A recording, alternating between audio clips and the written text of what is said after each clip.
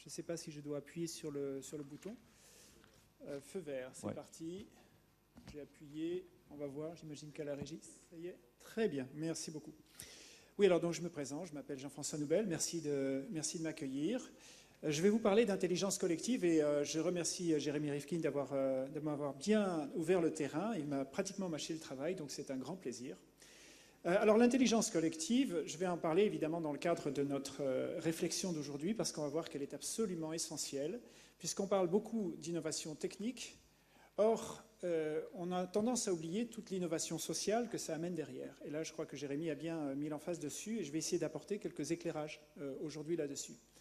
Alors, l'intelligence collective, c'est deux choses.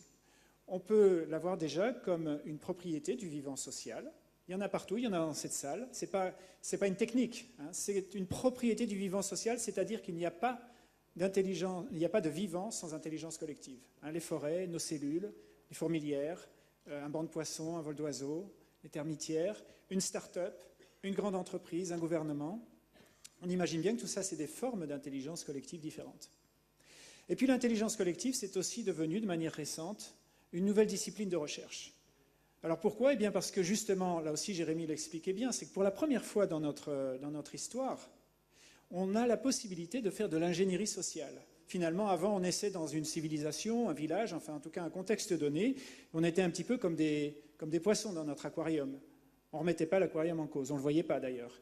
Eh bien aujourd'hui, on s'aperçoit que finalement, toute cette innovation, toute cette transformation dépend certainement plus de la façon dont on va faire de la génétique sociale, de l'ADN social, plus peut-être que l'innovation en tant que telle. Parce que l'innovation technique, elle suit, elle va suivre.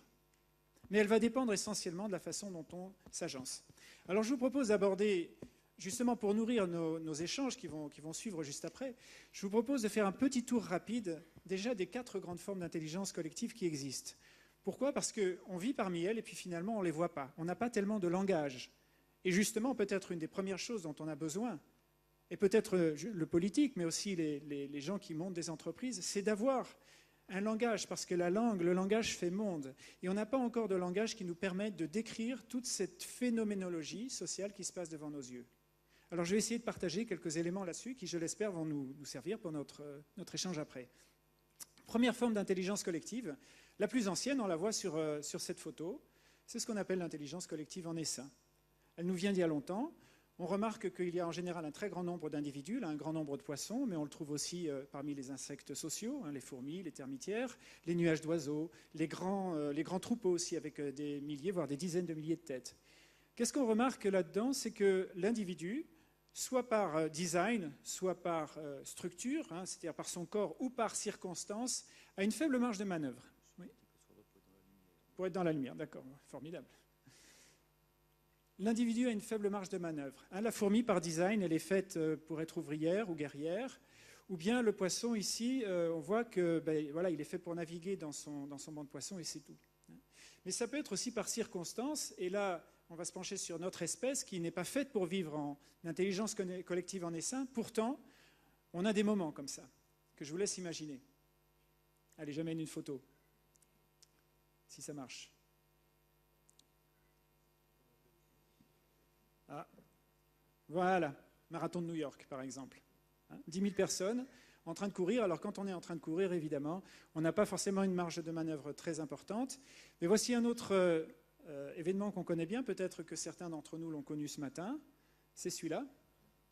Ça vous parle? Eh oui. Alors ça nous semble un petit peu frustrant parce qu'on n'est pas designé pour nous trouver comme ça contraints dans des marges de manœuvre restreintes, mais notons qu'au niveau du collectif, si on regarde une fourmilière c'est extrêmement intelligent, alors que la fourmi a un degré de liberté limité. Et là, c'est la même chose dans nos petites voitures, c'est que finalement, on arrive à remplir et à vider une ville chaque jour. Imaginez s'il fallait qu'on planifie ça. Imaginez une équipe en train de se dire, ben voilà, on va remplir Paris et vider en une journée, les années de planification qu'il faudrait pour y arriver. Et pourtant, on y arrive. Bon gré, mal gré. Voilà cette intelligence collective en essaim. Mais nous, en tant qu'humains, on est plutôt configurés pour une autre forme d'intelligence collective, c'est celle-là. L'intelligence collective originelle. C'est le petit groupe. Alors là, on a un petit peu l'inverse, c'est que l'individu est très individué, il sait faire des tas de choses, mais par contre, le groupe en tant que tel est beaucoup plus petit. On n'a pas comme ça des milliers ou des millions d'individus, c'est toujours la petite équipe. Donc l'équipe de sport, le comité de direction, un groupe de jazz, etc. En fait, quand on est même dans une grande structure, pourquoi est-ce qu'on fait nos salles de réunion? Eh bien, on se retrouve en intelligence collective originelle. D'accord? Et je voudrais vous montrer justement une photo que j'aime beaucoup. Voilà. Je vous laisse la regarder un petit peu, cette photo. Regardez chaque joueur, comme ils sont complètement dans leurs gestes, dans leur musique, dans ce qu'ils savent faire. Donc on a bien des joueurs extrêmement individués. On voit bien que chaque joueur est complètement concentré sur son expertise, en l'occurrence son instrument de musique. On voit bien aussi qu'il y a transparence. Chaque joueur sait tout à fait dissocier ce que fait chaque autre joueur, sans même les regarder. On voit bien qu'ils ne se regardent pas d'ailleurs, ou peu. Mais en plus, chaque joueur a une connexion avec le tout. C'est-à-dire, il est capable de se dire, voilà ce que je peux jouer parce que je sais ce que le tout, mon groupe, est en train de faire. Et ça, cette propriété, elle a un nom. On appelle ça l'holoptisme, du grec holos, le tout, et optisme, voir le tout. Et j'insiste sur cette propriété parce que dans ce cas-là, on n'a plus un conflit entre l'individu et le collectif. Remarquez que si on fait un petit peu l'histoire de la politique dans les grandes civilisations, on s'aperçoit qu'en gros, il y a deux grandes idéologies. Il y en a une qui dit, ben voilà, l'individu est sacré, c'est lui qui prime, et quelque chose, le tout va se réguler à cause de ça. Ou d'autres idéologies qui disent, non, non, c'est le collectif qui prime, et l'individu doit se confronter à un certain nombre de normes pour que ça marche. Dans le cas du groupe de jazz, on n'a pas ce problème. C'est-à-dire que le collectif se construit sur les individuations, et les individuations se font à partir du collectif. En tant qu'acteur, je n'ai pas besoin d'être un acteur aveugle dans une chaîne de commandement. Alors avec une question déjà qu'on peut se poser, c'est pour ça que j'avance cette question-là, cette propriété-là. Est-ce qu'on est aujourd'hui capable de faire des grands collectifs holoptiques? C'est-à-dire où on n'a plus besoin de chaîne de commandement, parce que moi, en tant qu'acteur, et chacun d'entre nous en tant qu'acteur, on est capable, on sait ce qu'on peut faire ou ce qu'on doit faire, parce que l'on a accès au tout. Voilà une question intéressante, qu'on pourra peut-être creuser tout à l'heure. L'intelligence collective originelle, elle a malgré tout aussi des limites. Et oui, c'est qu'elle marche bien quand on est en petit nombre, je l'ai dit, et puis en faible distance, c'est-à-dire qu'on se perçoit les uns les autres.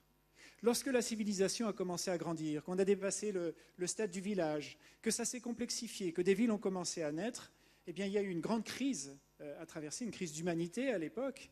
Il a fallu trouver d'autres solutions, et on est passé à l'intelligence collective pyramidale, avec la naissance des grandes civilisations.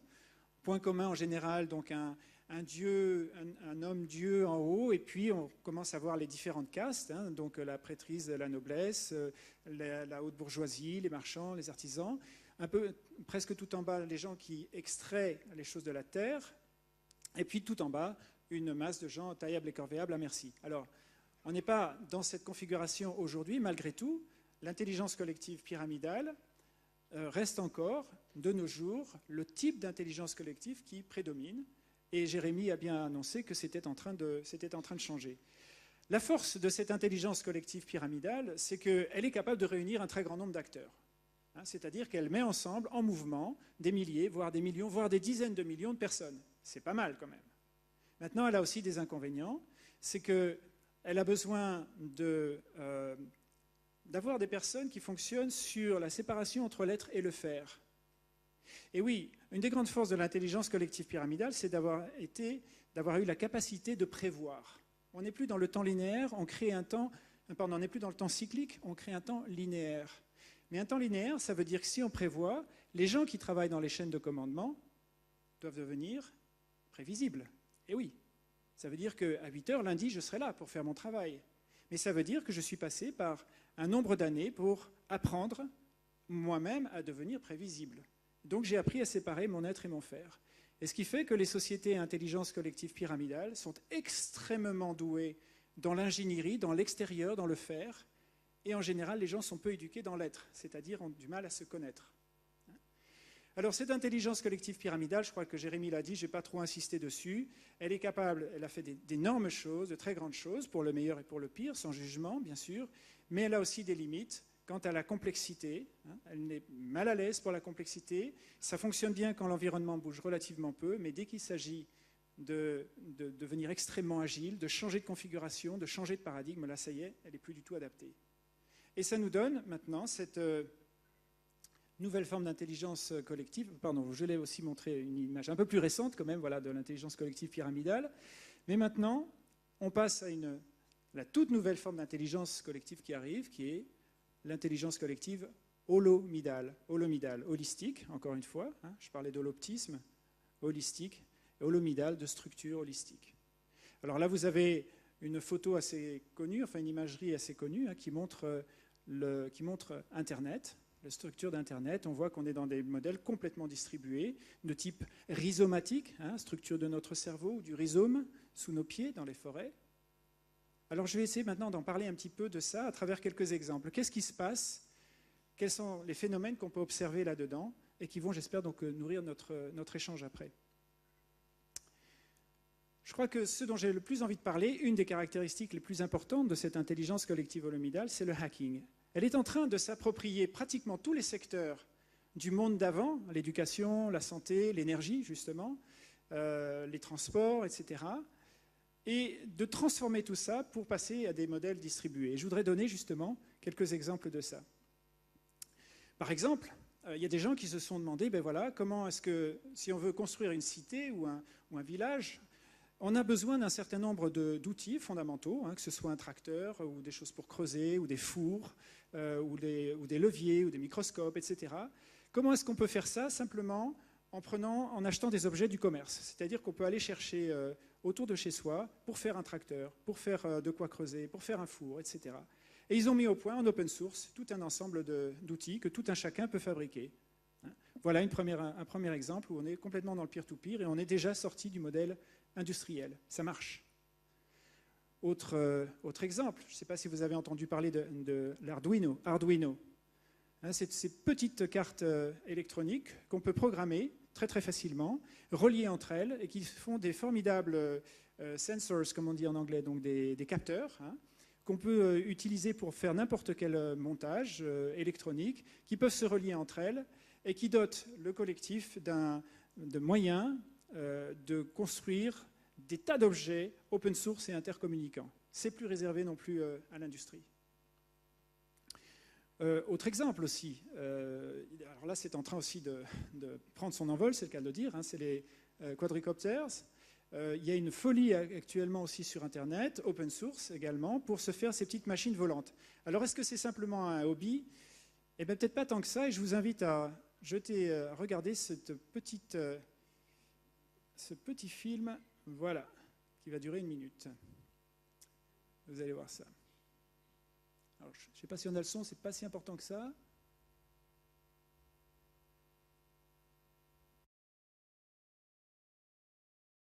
Voilà, donc déjà des modèles tout petits et qui vont se mettre à jouer de la musique.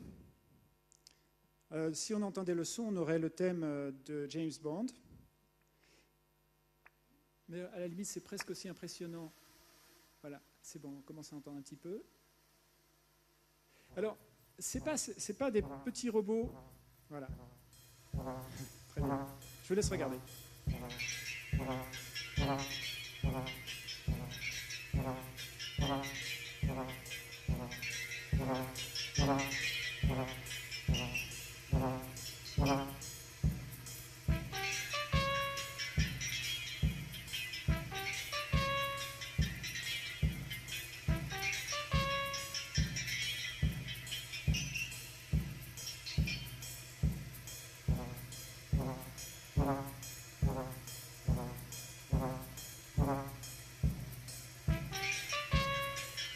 Alors pendant qu'ils jouent, pour vous dire qu'ils ne jouent pas une partition individuelle, ils sont reliés les uns aux autres.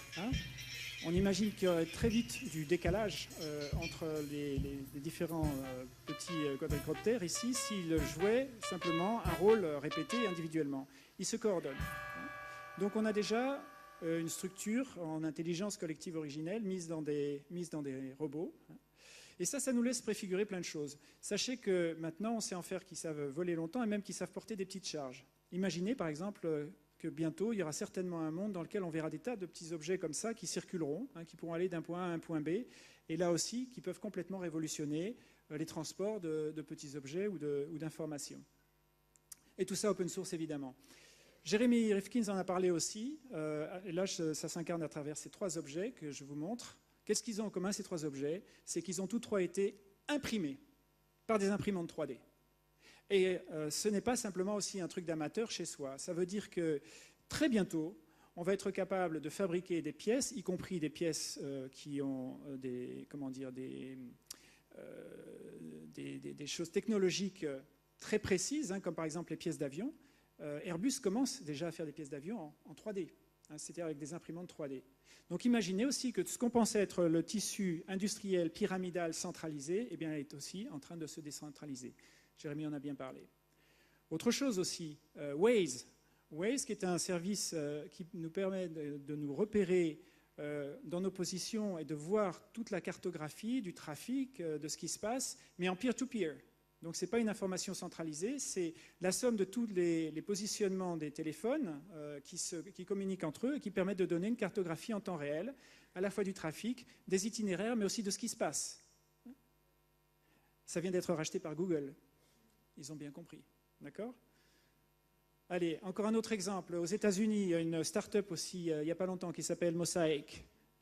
Et là aussi, eh bien, je peux investir 25 $ dans un petit bout de panneau solaire. Peut-être que j'habite dans un appartement, peut-être que je vais mettre 25, 100 ou 1000 $, peu importe, des petites sommes. Et ça va aussi me rapporter de l'argent en fonction de ce que ça produit. Donc je n'ai pas nécessairement aujourd'hui besoin d'habiter une propriété pour mettre du solaire. Il y a de la surface un petit peu partout et je peux contribuer en pair à pair à la solarisation de tous ces espaces. Ça fait un tabac, ça démarre très très vite. Autre exemple, ça c'est mon petit garçon de 11 ans qui y joue. Minecraft. Là, ils construisent des cités en ligne, il y a plusieurs, ils collaborent.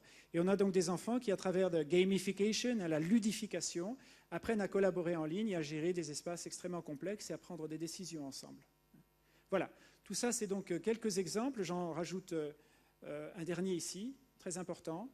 C'est le fait que les monnaies, elles aussi, vont passer de l'aspect centralisé à l'aspect décentralisé. Alors ça commence à peine. Là, ce que je vous montre, des exemples de monnaies qu'on appelle complémentaires, ça dit bien leur nom, elles complémentent le système. Elles existent à cause du système. Vous avez les Air Miles qu'on connaît, qui sont des monnaies complémentaires business. Vous avez le Time Bank. Les gens n'ont pas d'argent, mais aux États-Unis, ils peuvent échanger du temps. Donc on fait des monnaies temps. C'est devenu une institution aux États-Unis. Et je pourrais continuer comme ça, il y en a plein. Il y en a qui apparaissent sur Internet, Bitcoin, et puis bien entendu, les grands comme Facebook et autres voudraient bien s'y mettre. Pourtant, ce ne sont que les premiers pas. On va très vite voir apparaître des choses qu'on n'appellera même plus des monnaies.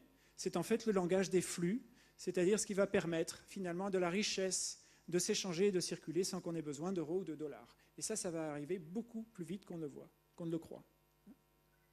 Alors, là où je voudrais insister, et je vais finir là-dessus, c'est sur cette question d'ingénierie sociale. J'ai commencé par ça, et je voudrais apporter ici une image où on a, donc sur la droite, ce modèle complètement distribué, où si on rentrait dans le grain de l'image, et on a les moyens de le faire avec de la complexité graphique aujourd'hui qu'on sait gérer, on pourrait voir à quel point on a une structure vraiment rhizomatique, c'est-à-dire extrêmement complexe de connexion. Si je regarde aussi mon propre réseau personnel, j'ai des modèles aussi pour ça, je peux voir à quel point il est complexe sans être exceptionnel par rapport aux autres. Maintenant, si on met à côté une visualisation graphique d'une organisation à intelligence collective pyramidale, on voit très très bien déjà les silos qui sont là. Et déjà rien que ça, c'est une notion assez intuitive, mais ça nous montre à quel point le degré de connexion d'une organisation diffère entre l'intelligence collective pyramidale classique et puis ces nouveaux tissus à intelligence collective holomidale qui émergent. Rien que ça, ça devrait nous parler. Mais surtout, on commence à avoir maintenant des notions sociologiques de ces écosystèmes humains, c'est-à-dire avec des rôles qui apparaissent mais qui ne sont pas des définitions de poste, pas telles qu'on les connaît. Ces rôles-là ont un rôle beaucoup plus organique. Par exemple, on va voir dans des collectifs des gens qui ont un rôle de facilitateur. Ils facilitent la connexion, la reliance entre les gens. Il y en a qui vont assimiler, c'est-à-dire ils ingurgitent des tas de choses et ils sont capables de retransmettre ça aux autres. Il y a des gens qui sont des connecteurs. Alors eux, c'est vraiment connecter, relier les gens entre eux. Ils sont vraiment dans le lien humain. Il y a des gens qui vont être des facilitateurs ou des gens qui sont des pathfinders, c'est-à-dire des explorateurs. Et puis vous avez des gens qui sont aussi des archivistes, c'est-à-dire ils recueillent un petit peu tout ça. Donc on a maintenant une vision assez précise de ces différents rôles qui émergent dans ces écosystèmes. Et faire de l'ingénierie sociale implique avoir une bonne connaissance de tout ça. Alors, je voudrais finir sur 3 questions qu'on peut donc se poser maintenant, et que je pose à la fois pour nous tous et dans les prochains collectifs, et aussi à l'ADEME qui justement a ce rôle si important au niveau de l'énergie. Première question, l'ingénierie sociale. L'ingénierie sociale, c'est donc apprendre à penser les projets et avoir, et là je parle aussi aux politiques, c'est-à-dire apprendre à voir les projets pas simplement sur le plan technique, mais sur le plan de leur ingénierie sociale. Autrement dit, est-ce que les pouvoirs publics, est-ce que les gouvernements aujourd'hui, est-ce que les administrations ont une capacité à analyser les projets, pas simplement sur le plan technique, mais sur le plan de l'ingénierie sociale, et d'apporter évidemment un vrai soutien, une vraie expertise là-dessus. Première question. Question suivante, c'est ce que j'appelle le catalysme. Le catalysme, c'est justement, on arrête d'être directif, mais on met juste ce qu'il faut, c'est un petit peu comme la permaculture, on fait juste le geste minimum pour simplement aider à catalyser les énergies qui sont en place. L'énergie sociale, sociétale est absolument énorme. Elle n'est absolument pas exploitée, ou très peu. Alors elle commence à se prendre en charge elle-même, mais là aussi, comment est-ce que l'intelligence collective pyramidale peut commencer à servir ce processus plutôt que de le diriger?